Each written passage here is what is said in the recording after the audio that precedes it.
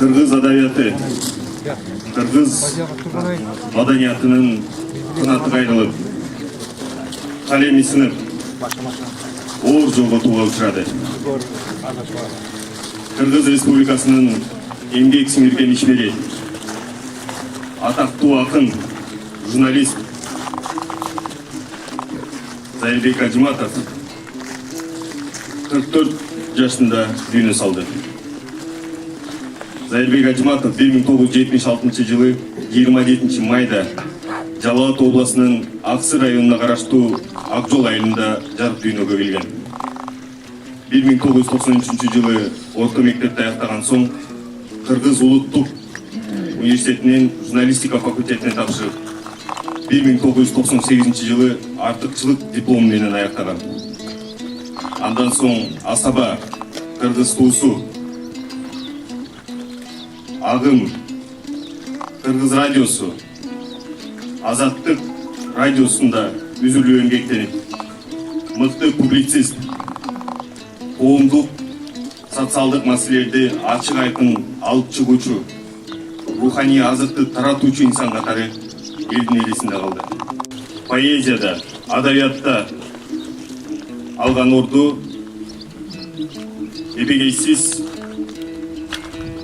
орундарды алып, анын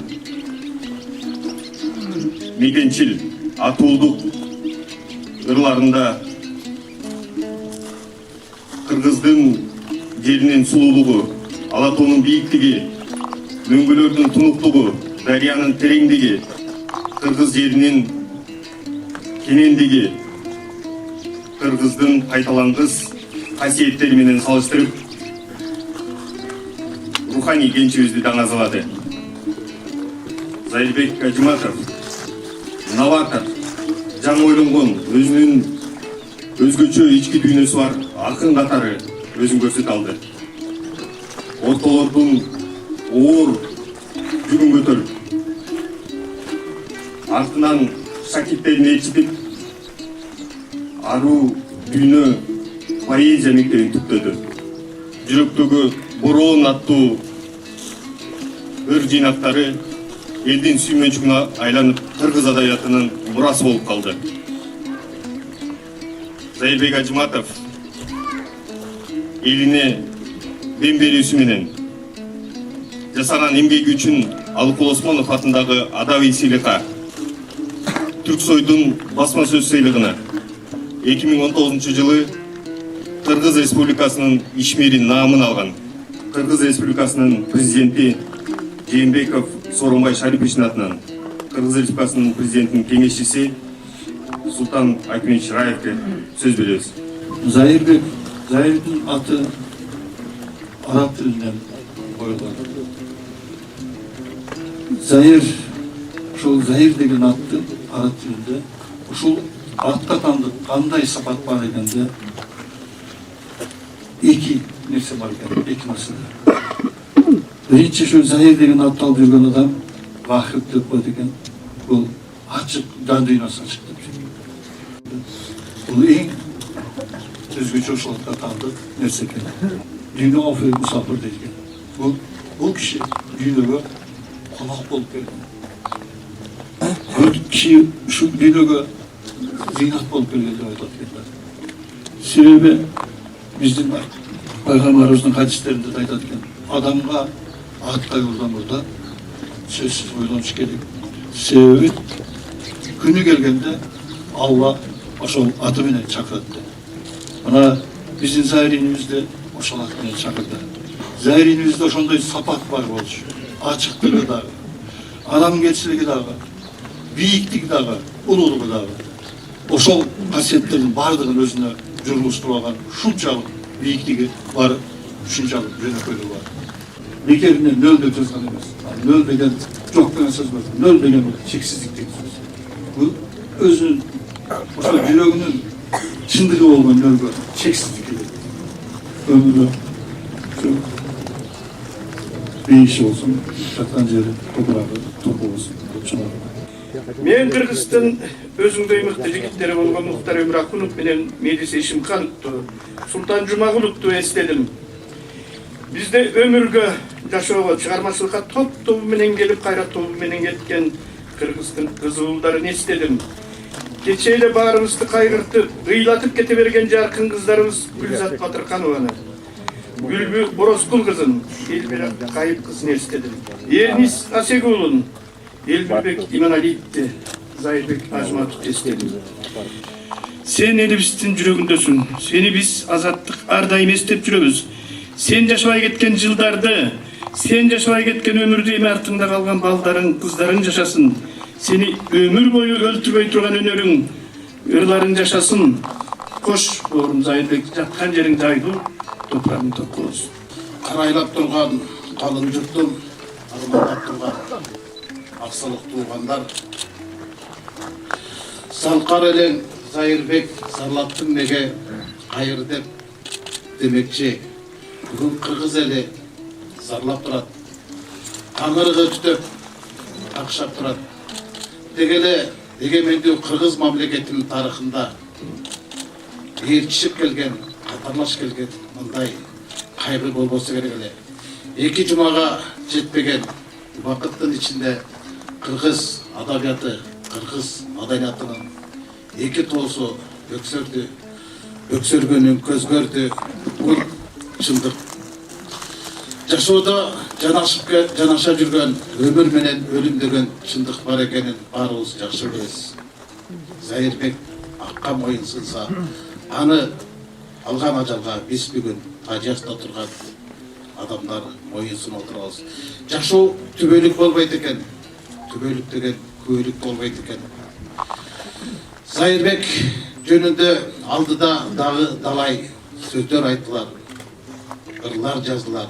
Анткени өлөрү адамдар өлбөй турганын, биздин байыркы Токтогул атабыз сындуу акындар өлтүрсөңөр өлөрүм бар, өлбөй турган өнөрүм бар, астырсаңар денем калар, артымда калган ырларым оттой жанар деп ташка тамга баскандай таскындап кетпеди эле. Андыктан мен ойлойм, Зайырбек денесин жерге берсек дагы, өзүн ээсине берсек да, биз анын таланты же болбосо анын ырлары кыргыз элинин жүрөгүндө түбөлүк жашай берет. Бүгүнкү күндөн баштап Зайырбектин экинчи жашоосу башталат. Бізде жаш 40-тан өткеннен кейін қалшылдап қалам адам. Егер біздің досымыз Қалмұрат Рысқұлов қайтыс болғанда Тұрғалаш менен жана Лоғанш ошону көтөрүп кетиптир бизчи. Духубуз менен анда жаштыктын күчү бар экен. 30-ында кайтыс болду эле. Азыр мына акыркы бир жуманын ичинде эле болдуго. Элмирбек, Зайыр, андан бир 2 ай мурда Эрнис Асек деген мыкты акын котормошу досубуз бар эле. Ал дагы 50-ге жетпей кетип калды. Кыйын болуп калат экен. Ошондуктан тиги эми ол өзүм шукурамана атайын өз жон теринен ыр жазып жүргөн балдар, агылайындар, инилерим. Билем, акын деген өтө сентименталдуу иш болот. Бардыгын жүрөк менен кабыл алат. Зайырдай болбогула, карачы. Зайыр деген Элмир деп күйүттүн артынан Элмир деп эле кетип калды. Ошентип эле кетип калды. Ошондуктан кайсы бир өлкөдө 4 сабыр жазган кишине Sen мамлекетке керексиң, сен биздин элге керексиң деп учет калып коет деп кал. Ушул Прибалтика өлкөлөрүнүн бирөөсүндө. Ана 20-30 жылдан бери мына калем кармап жүргөн балдар биздин эчимге деле керебиз жок экен. Көрдүңөр. Көрүп атабыз. Тирүүңдө келип, ай бала, окатың эмне болот, тирилигиң эме болот, эмненин үстүнө иштеп атасың, чыгармаң кандай деп сурап койбойт экен. Эч түшүнөм. Байлыгыңар, бийлигиңер, дүнүйө окатыңар, бизнесиңер, ал силердин урук тукумуңарга эле, бала чакаңарга эле калат. Ал эми мына калем кармаган ата уулдардын чыгармалары ал элге калат, улутка калат. Биз экономикалык саясат үчүн мактана албайбыз.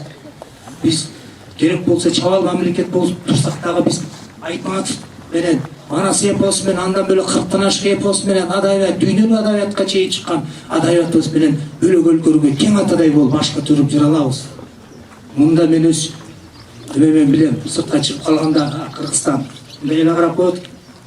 А бирок Манас Айтматов дегенде чыгармачылыкка келгенде, руханий дүйнөгө келгенде биз баардыгы менен тең атабыз. Тең атабыз. Ошондуктан калем кармаган балдар, жигиттер өзүңөрдү сактагыла. Өзүбүздү өзүбүз сактабасак, бизди эч ким сактабайт. Мен эмне деп айттым? Мен кантсам топурак салам.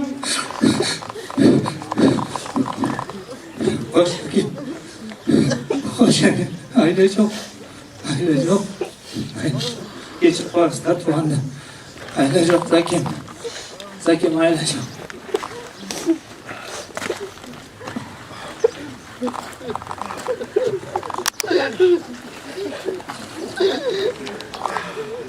Söz Erdekтердин атынан Токтогулов Малабек агага берилет. Закем кыска өмүрүндө чоң иш кылды, Ополтоодо иш кылды. Закемдин эми аркы дүйнөгө экинчи өмүрү түбөлүктүү болсун. Себеби дегенде мунун артында калган жазган ойлору бир топ, бирок Закемдин бүгүнкү күндө жаз элеги, айт элеги али көп нерседен чоң үмүттөрдүк болбой калды. Мына коштошуу аземде турабыз. Заке жаткан жериң жайлуу, топурагың торко болсун. А мен туугандарга, жердештерге бардыгына көңүл айтам, азак айкын тең бөлөмүн. Үй бүлөсүнө, балдарга калган өмүрүн силерге берсин. Закемдин арбагы колдоп жүрсүн. Закемдин арбагын Кудай колдосун.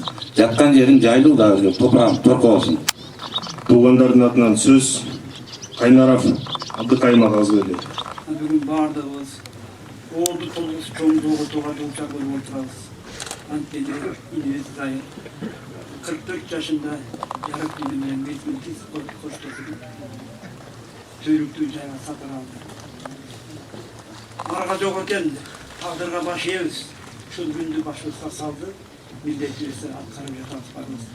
Болбосо өзү тирүү болуп бир топ жыл жашап 60, 70, 80 жылдык юбилейин өткөргөндө баарыбыз мынтип аза күтүп турбай кол чаап, кат кырып турдак жарашат эле. Бирок Алла Таала андай күнгө бизди жеткизбеди. Бул да болсо Зайырдын бешересине жазылган тагдыр. Эми Зайырдын эмгеги жөнүндө жогору жакта бир топ сөздөр айтылды. Агасы катары Зайырдын кичинекейинен бери мен жакшы билем. Зайыр кичинесинен зирек болуп чоңойду. Мектепте жүргөндө эле бир топ ырлары газет журналдарга жарыяланып, эл сүймөнчүлүгүнө ээ болуп, келечекте көптү үмүттөндүргөн жигиттерден болуп калды эле. Тагдыр экен, айла жок. Эми туугандар, элибизде жакшы сөз бар. Алысты туугандан жакынкы коңшу деп. Зайырдын өз өткөн минуталардан баштап ушул жерде бирге жүргөн жора жолдошу, бирге иштешкен калемдештери 2 күндөн бери тикесинен тик туруп, узатууга даярды көрүп жаткандыктарын мен кечтен бери угуп, ичимден ыраазы болуп, бүгүнкү ушу катышуучулардын астында сиздерге терең ыраазычылык билдирем. Биздин алыста экенибизди билишпей баардык уюштуруучу ишин жүргүзүп тикеңерден тик турдуңар. Эми дагы бир элүү сөз бар. Атам өзүн атамды көргөн өзүн деп бекер айтылган эмес. Зайыр өтүп кетсе дагы артында балдары, кыздары калды. Көрүнгөн тоорундар жок. Жакын келегенде булардын үйүндө Кудай кааласа той болор. Ошол тойлордо Зайырдын достору катары тике туруп ата ордуна ата болот деген менде ишеним бар. Урматтуу туугандар, арга жок экен. Зайыр менен кош деп айтышка ооз барбайт. Зайыр жаркырап жанып турган чырак элең, жалп этип өчүп калдың бир заматта. Артыңда балдарың бар, жарың калды. Ар дайым Куран окуп эстеп турар деген азалуу сөздөрдү айтуу менен аргасы сени менен коштошууга туура келди. Кош Зайырынын жаткан жериң жайлуу, топурагың турку болсун.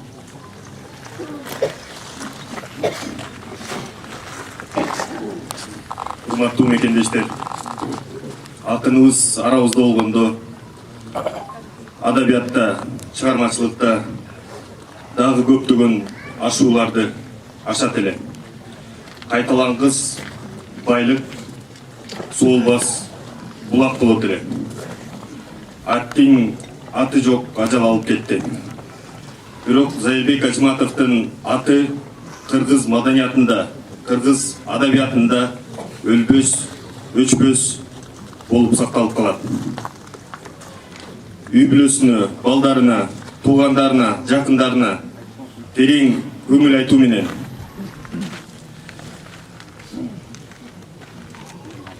акыркы сөздү акындын ырларын окуй кетсек болбойт. Мирлан Самый Кожого эл.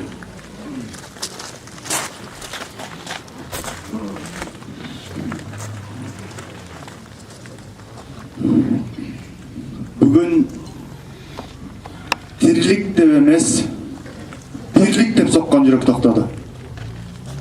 Бүгүн уруу деп эмес, улут деп соккон жүрөк токтоду. Бүгүн турмуш деп эмес, кыргыз деп соккон жүрөк токтоду. Бирок жүрөк токтоду, өмүр токтогон жок. Закемдин экинчи өмүрү бүгүн башталат. Элмирдин экинчи өмүрү бүгүн башталды. Заке, биз сизди ой менен эмес, өр менен узатабыз.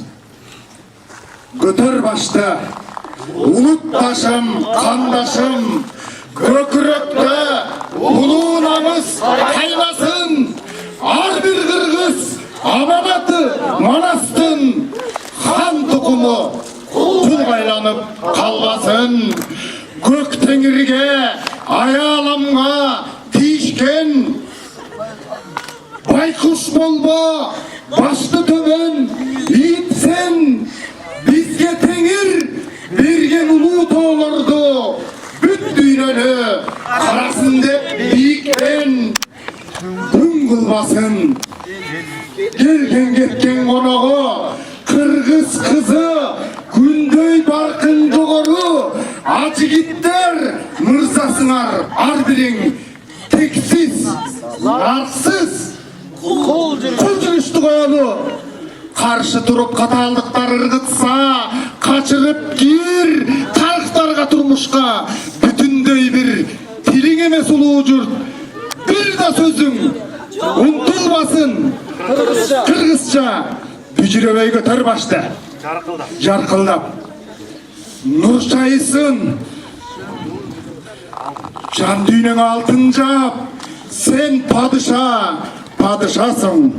Эй кыргыз, ата-аналарың теңир берген алтын так. Кош Заке.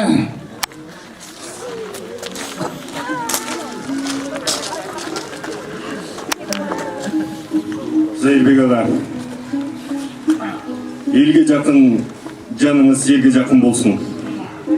Ыйык Рамазан айында жараткан жаннаттан жайын берсин.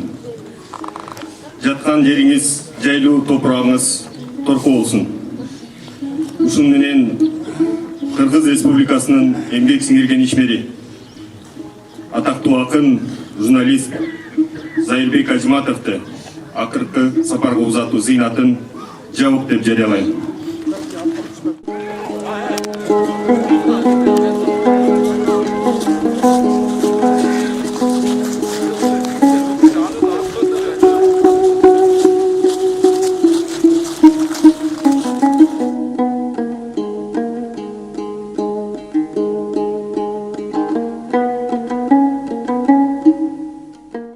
Азыр ошол шарияттын талаптарында эле кандай жакшы сөздөр айтылып тургандар. Бир мүнөт убакыт бериңиздер. Сөздөрдүн эң жакшысы Аллахтын сөзү, жолдордун эң жакшысы Пайгамбар саллаллаху алейхи ва салламдын жолу. Аллах Таала Куранда эскертүү мумундарга пайда берет дейт.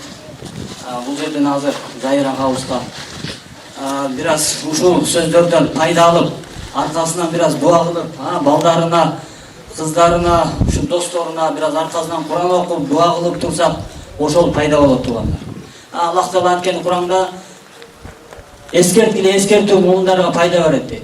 Ар бир жан ээси өлүм шарафатын татуучу.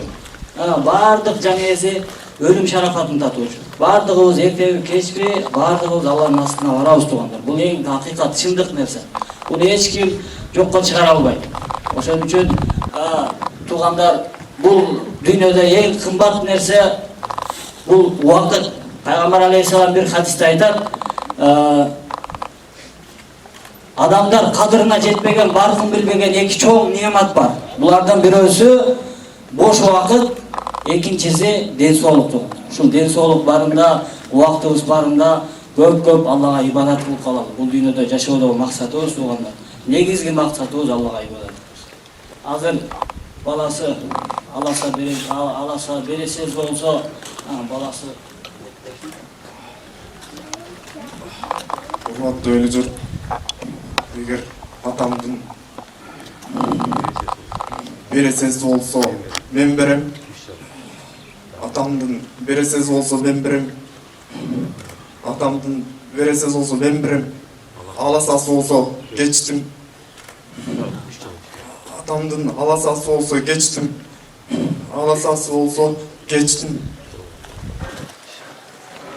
Бардыңыздар, разы болуңуздар. Bismillahirrahmanirrahim. Saflarla tekrar.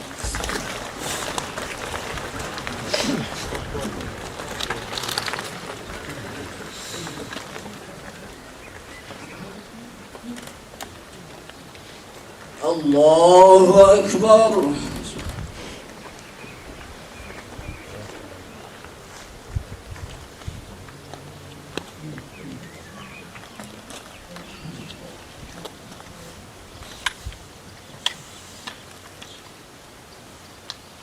Allahu Ekber.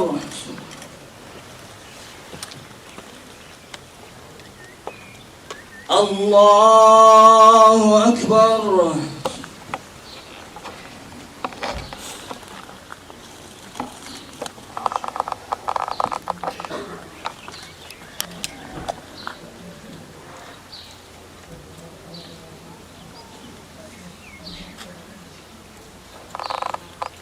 Allahu Ekber.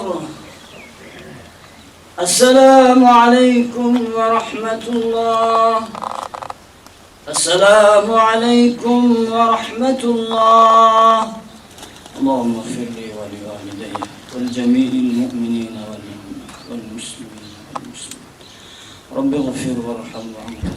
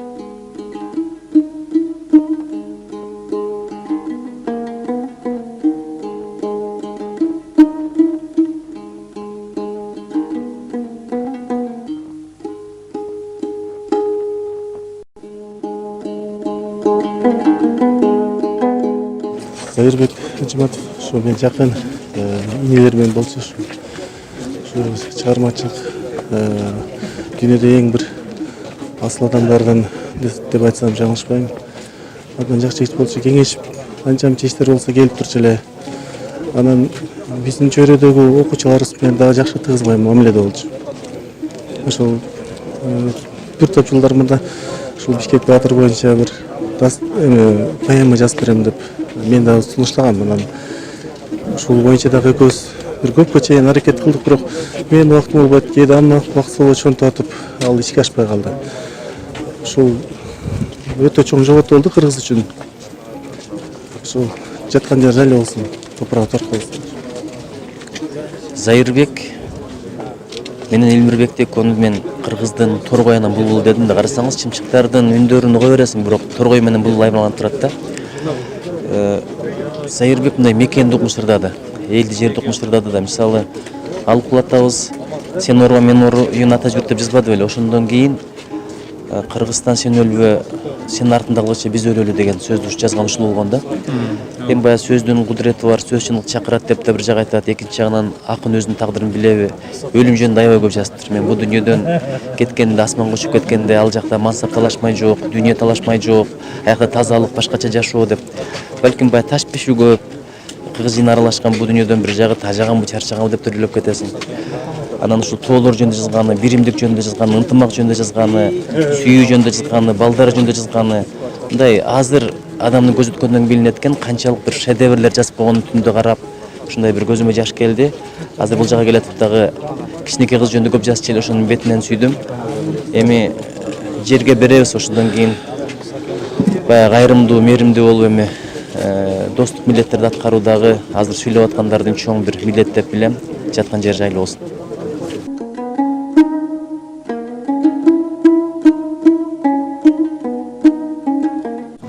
Эми Зайырбек байке өзүнүн заманынын бири жаны өчкөн, бир жарк этип жаны өчкөн жылдыз болду. Бул киши жогоруда митингде да айтылды. Мекен деп жүрүп, улут деп күйүп жүрүп өткөн кишилердин бири болду. Эми баягы кеп сенин канча жашаганың эмес, бул өмүрдө канчалык деңгээлде татыктуу жашадың, кимдерге кызмат кылдың, ата журтка кандай салым коштуң, кимдерге жарыкча чалдың, ошол жагы каралат экен.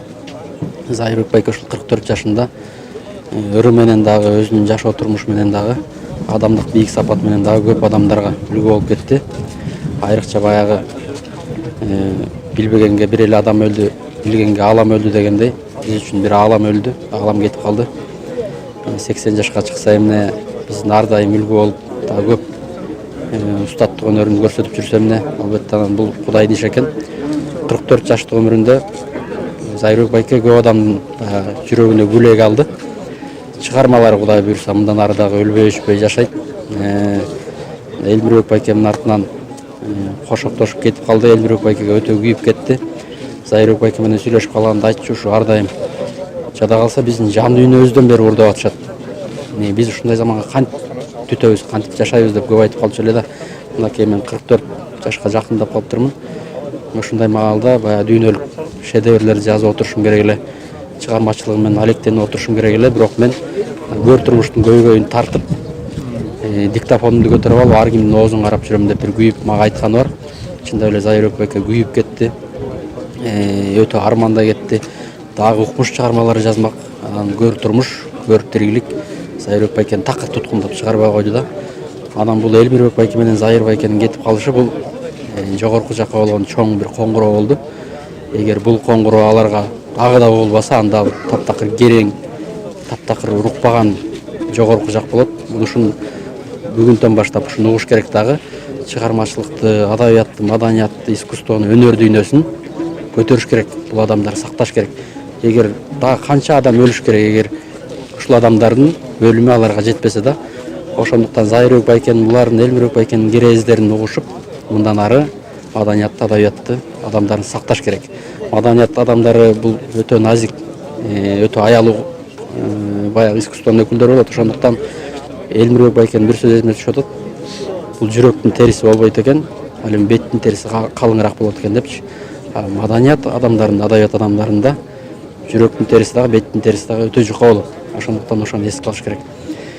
Эми Зайыр байкем жаткан жери жайлуу болсун. Кудай буйрса, баягы атан өлсө тайлак бар, кому жерде калган жок, ата өлсө уулу бар, тону жерде калган жок дейт. Биз ар дайым Зайыр байкенин чыгармачылыгын таттыктуулантып, кайда барбай эле Зайыр байкени эстеп, ырларын окуп жүрөбүз. Жаткан жери жайлуу болсун.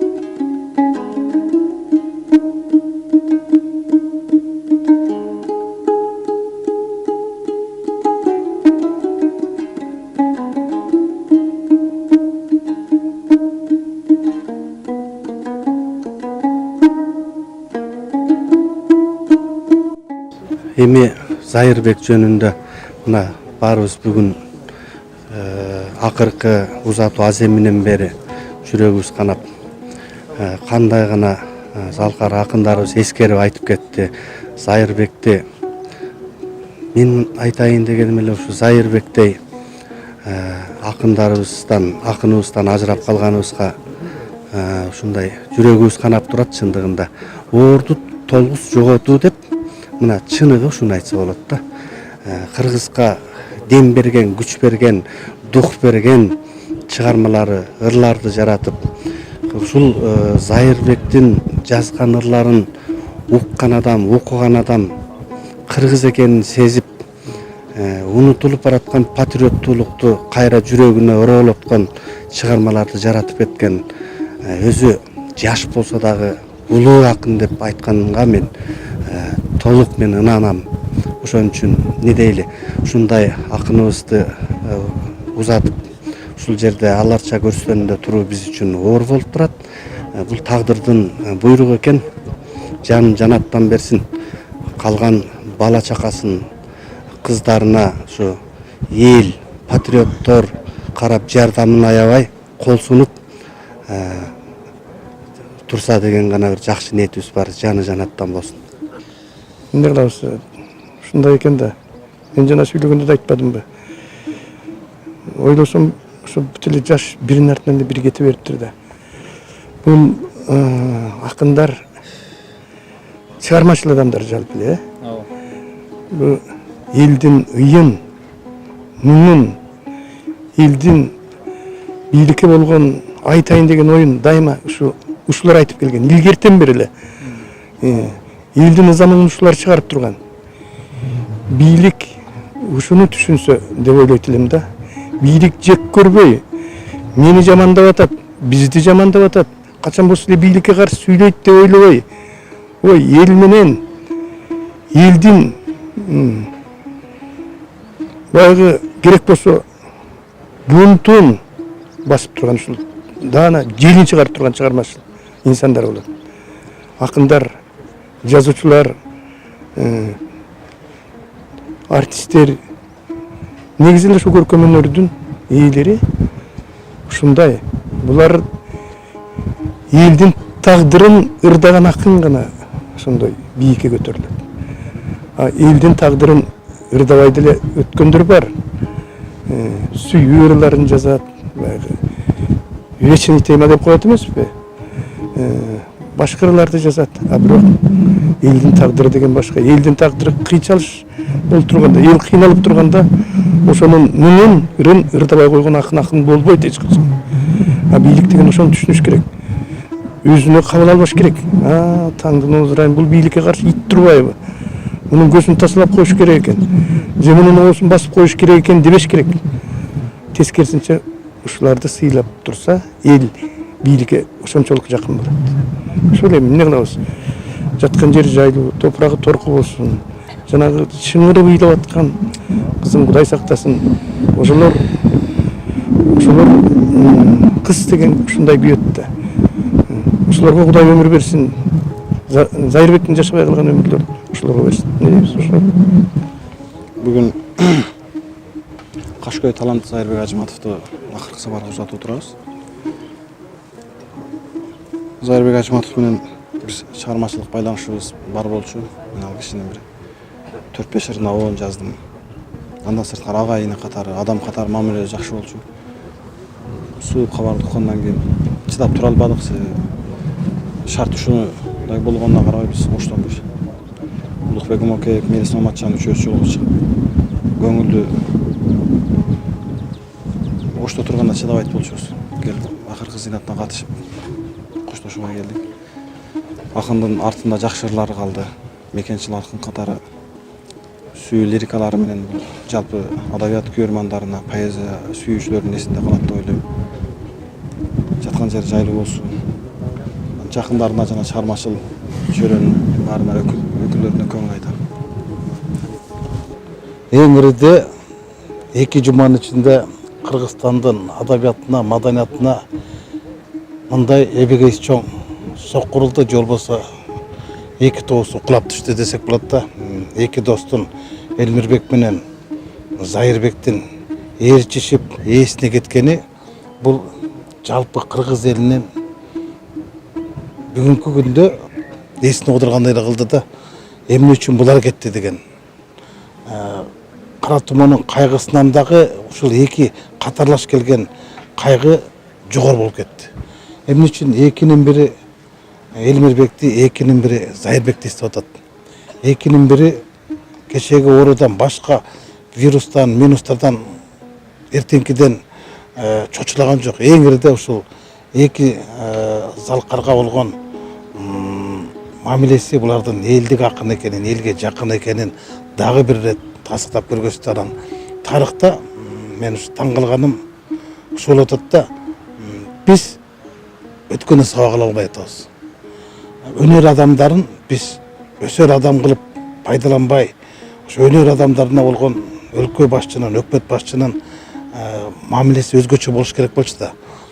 Мен кечеде айттым, бүгүн да айтам Азаттыкта.